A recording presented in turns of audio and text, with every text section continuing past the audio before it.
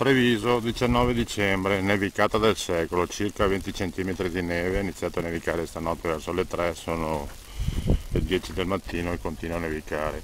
Questa è la situazione, ecco l'effetto della nevicata del secolo. Era tanti anni che non si vedeva una cosa del genere. Ora piano piano, a piedi, raggiungeremo il centro della città, visto che con la macchina non è da fidarsi, dato che sotto lo strato nevoso c'è già una lastra di ghiaccio.